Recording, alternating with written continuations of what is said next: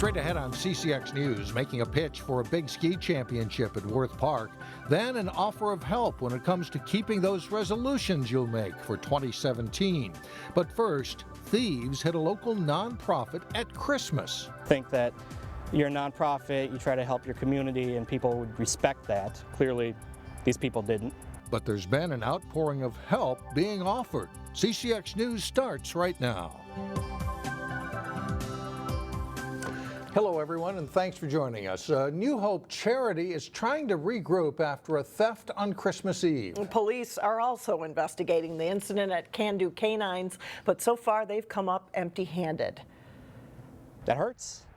It doesn't make you feel very good. You know, you think that you're a nonprofit, you try to help your community, and people would respect that. Clearly, these people didn't. On Saturday night, crooks stole all four wheels from a minivan that is used to transport dogs to different events. The steering column and a panel behind it were also damaged, and it looks like the suspects were in a hurry because they left behind expensive car jacks. Can Do Canines officials say many people, however, are offering to help them out. We spent all morning talking to people on the phone, emails, texts, trying to get people involved. They're offering skills, they're offering parts, labor, services. Tires Plus has the van now and is putting on tires. They are also checking to see if there's more damage.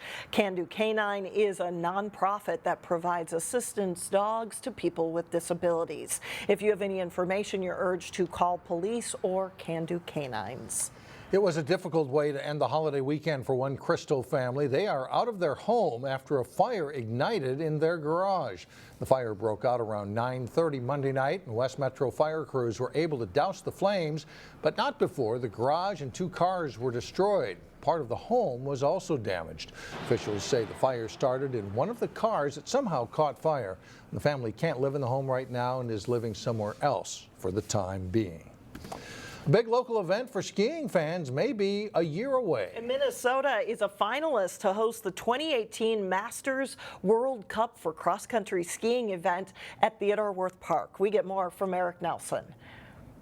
Really shows off what I think more and more we think we're about here, which is out celebrating our winters. The Twin Cities is close to landing another global sporting event. In 2018, there would be some 1,200 to 1,500 people coming for about a 10-day period in the middle of the winter. It's called the Masters World Cup for cross-country skiing, and it would take place in January, 2 weeks before the Super Bowl in Minneapolis. It'll be kind of the prelude. The World Cup is a huge deal, as elite skiers 30 years and older will flock to the Twin Cities to participate. The World Cup will also be a windfall for local business. When people are here for 7 or 10 days, you know, from all over the world, and they're eager to go shopping and so forth, it's a big economic impact on the area, as well as a real feather in our cap to host something like that. The event will put the Twin Cities on the global ski map. I think it's a great thing for Golden Valley that we're in. And dispel the myth that Minneapolis is the North Pole. Showing people that we don't live here despite our winters, we live here because of them. I think that's the message you hear more and more, and that's what this reinforces. To host this event, the park board is going to need to add 4 kilometers of new ski trails. Those would be located between Sweeney Lake and Twin Lake here in Golden Valley. Currently, Wirth has 8.5 kilometers of ski trails. Race organizers are confident they will get permission for the trail extensions. In Golden Valley, I'm Eric Nelson, CCX News.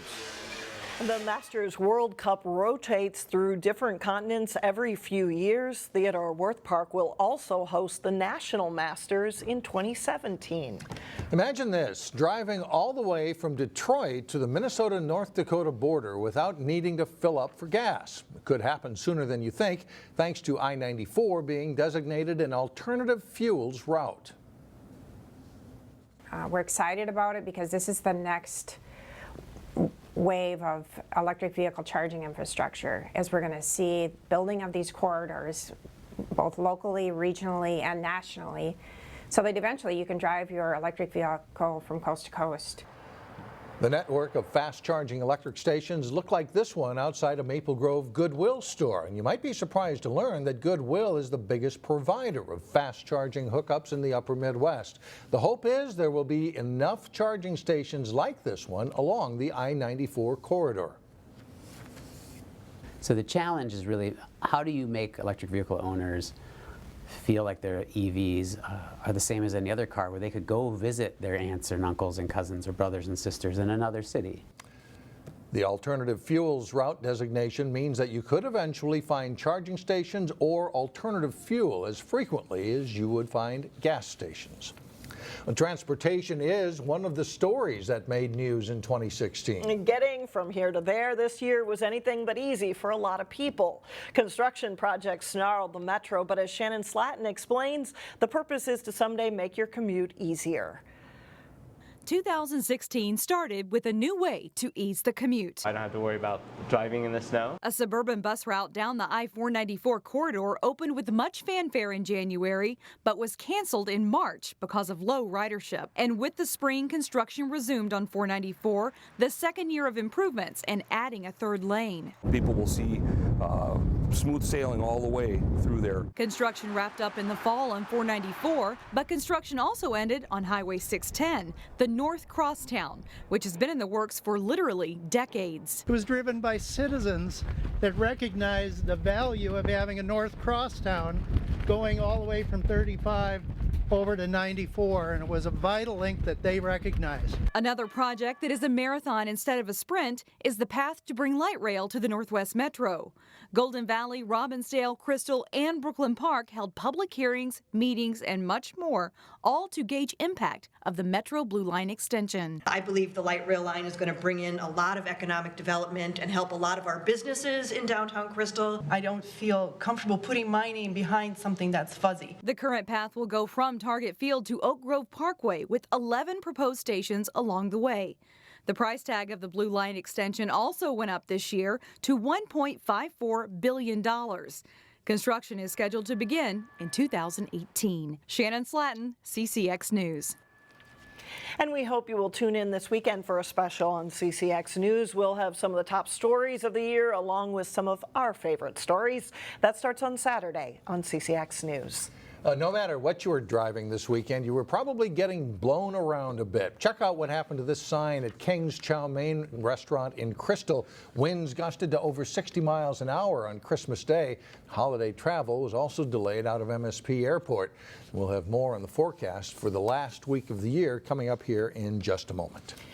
Coming up in Health Check, we will take a look at how you can get some help when it comes to keeping that New Year's resolution. And later in sports, the Park Center girls basketball team gets set to host a holiday event. But first, it's a look at your AccuWeather forecast. We'll be right back.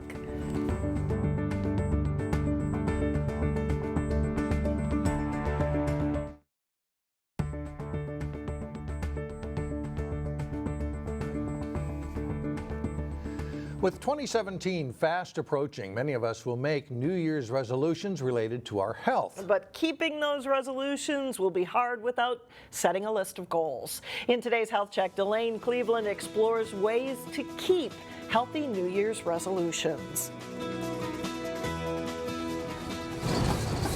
In this week between Christmas and New Year's, the gym is jam-packed with people trying to burn off those Christmas calories. I like to dedicate about an hour to an hour and a half of my day to working out. Angie Wright is a run coach here at the Plymouth Lifetime, and she says that anyone with a health-related New Year's resolution should start by scheduling exercise into their day. Everybody lives by their phones. They have their calendars on their phones. Actually, create appointments for yourself each day to go and work out. Wright schedules her workouts early in the morning and makes her way to the gym at least 5 days a week. By the way, she just gave birth in August, and she's already close to her pre-baby weight. My own physical fitness is very important to me. I have 3 little boys at home. I need the energy. Keeping up with her children was her main objective, and for others trying to get fit in 2017, Wright says it's important to set realistic and smart goals for themselves. Have a specific goal. So don't say, I just want to lose weight. Say, I want to lose 20 pounds by June 1st. So have a very specific goal, have it be measurable. Lifetime is helping people start the new year off right by holding its annual Commitment Day celebration this weekend, where members and non-members can try out a variety of fitness activities. You can come in and just let them know at the front desk that you're here to experience the Commitment Day activities, and they'll let you on in. Taking that first step in the door is an important one. Of course, it takes willpower, accountability, and motivation for any fitness plan to succeed. In Wright's case, it also takes some sacrificing, but she says it's worth it. It's definitely worth it to sacrifice a little bit of sleep to get active. In Plymouth, Delaney Cleveland, CCX News. Lifetime's Commitment Day activities begin on December 30th and go through January 2nd. They don't do it for the recognition, but some Wayzata High School students are being recognized for outstanding achievements in community service. 3 recently won the Prudential Spirit of Community Award and could earn national recognition. They include Miranda Mead, who is a cancer survivor herself and has a passion when it comes to raising awareness and funding for childhood cancer. Tristan Nelko organized a golf event that raised money for Second Harvest Food Bank. And Mimi Wang has been a regular volunteer at a Chinese school and works with Feed My Starving Children. In February, 2 students will be selected from across Minnesota and could win a trip to Washington, D.C. for a national recognition event. Well, coming up, an easier way to get your winter kicks. We'll go to Wirth Park again to see what's been updated. But first, Maple Grove opens play in a high-powered girls' holiday hockey tournament. John Jacobson has that and much more coming up next in sports.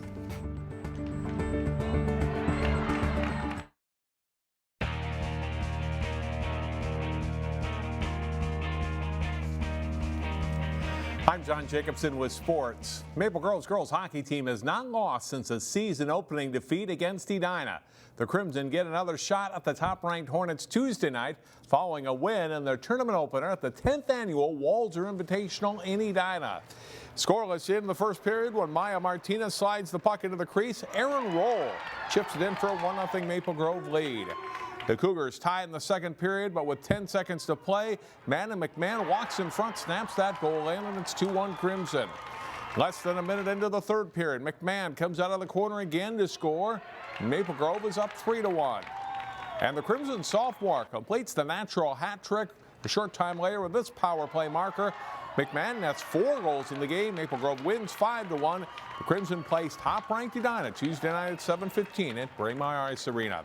Breck is also in the tourney, and the Mustangs blanked Stillwater area 8-0 Monday. The Mustangs will play Eastview in the other tournament semifinal. The championship game for the Walzer is set for Wednesday at 6 p.m. For the 3rd straight year, the Park Center girls basketball team is at home this week for a 2-day holiday tournament. The Pirates are 5-2 so far this season and host Minnetonka, Rogers, Champlin Park, Orono, and Elk River in the tourney. Their first tournament games against 4th-ranked and unbeaten Elk River. Playing games on back-to-back days will be a good test for the Pirates. It definitely gives us a good perception of where everybody stands on the team, how deep we can go, like you said. I like that, and it also like the stamina of the kids who play the most. How able are they to bounce back the next day to do that? We learn like how to play. Like we get more comfortable with each other. Like especially when more bench comes in, like we start playing together more. We get more reps in with each other. And it's just like we get to show out what we have been practicing all season. Park Center is coming off a 60-47 loss to top-ranked Hopkins last Tuesday. After being down big, the Pirates pulled to within 8 points in the second half, so there's something positive to take out of the game.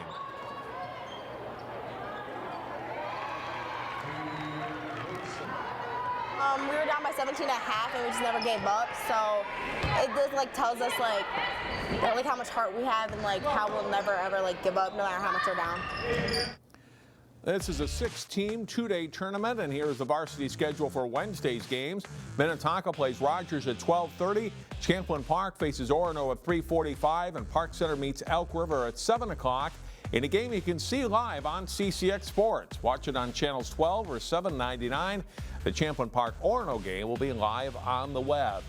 In girls hockey, Champlin Park will take aim at a tournament win this week.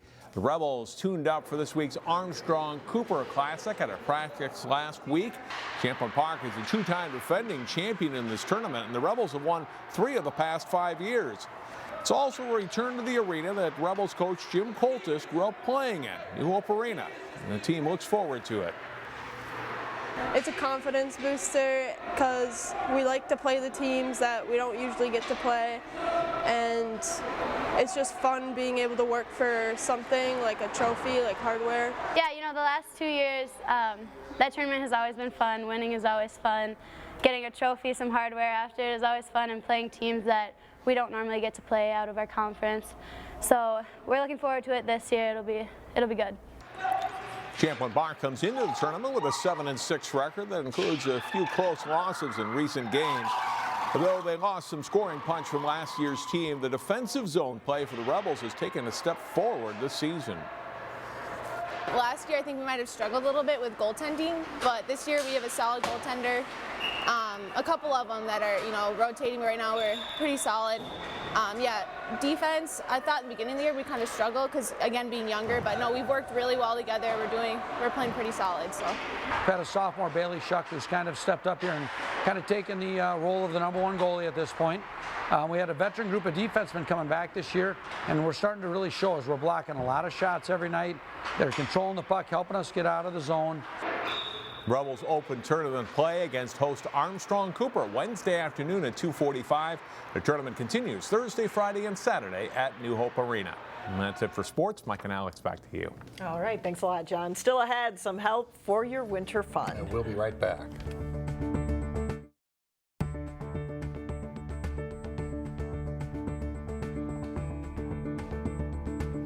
Welcome back. There are lots of ways to embrace some Minnesota winter. And jumping on a hill for a fast downhill run has got to be among the most popular. At Wirth Park this weekend, officials with the Lopet Foundation cut the ribbon on a redesigned snow tubing hill. The new hill is longer and now has a tow rope to bring tubers back to the top. Nobody likes that long climb. Even foreign visitors like to give it a try.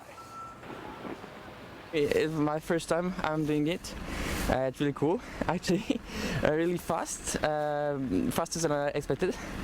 And yeah, I'm having fun. There is just a few people, so that's pretty fun. The hill, we're told, had a much bigger crowd over the weekend before the rain took a toll on the snow. Well, the newly designed hill is part of the master plan for Wirth Park, which calls for an area devoted to lifetime activities like cross-country skiing, trail running, mountain biking, and hiking. Everybody, they're all having fun. It. That's yeah, right. The French like it. The French endorsed. That's it for now. Thanks for joining us, everyone. We will see you back here again tomorrow starting at 4 o'clock.